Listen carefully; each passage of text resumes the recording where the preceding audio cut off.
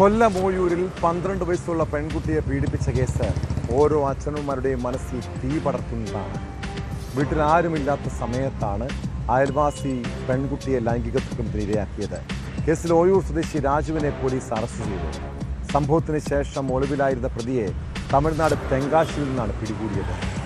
മക്കൾ വീട്ടിൽ തനിച്ചായിരിക്കുന്ന സമയത്ത് അവർ സുരക്ഷിതരാണോ എന്ന് മാതാപിതാക്കൾ ഉറപ്പുവരുത്തണം കേട്ടോ. കാരണം വീടിന് പുറത്ത് പല കഴുകൻ കണ്ണുകളുമുണ്ട്. കുട്ടികളെ വേട്ടയാടാൻ കാത്തിരിക്കുന്ന ദുഷ്ട മനസ്സുള്ളവരുണ്ട്.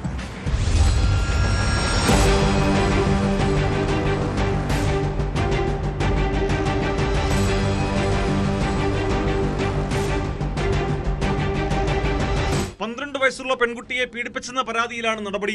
പെൺകുട്ടിയുടെ വീട്ടിൽ ആളില്ലെന്ന് മനസ്സിലാക്കിയ പ്രതി വീട്ടിൽ കയറി കുട്ടിയെ പീഡിപ്പിച്ചെന്നാണ് പോലീസിന്റെ കണ്ടെത്തൽ.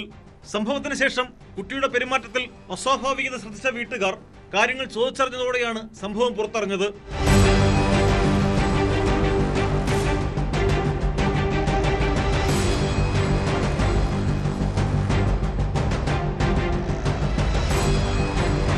തുടർന്ന് കുടുംബം പോലീസിൽ പരാതി നൽകി.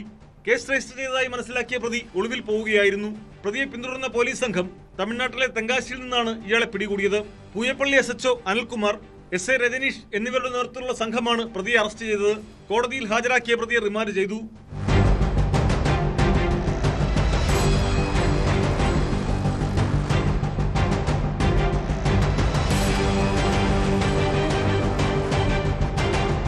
ന്യൂസ് 18 കൊട്ടാരക്കര.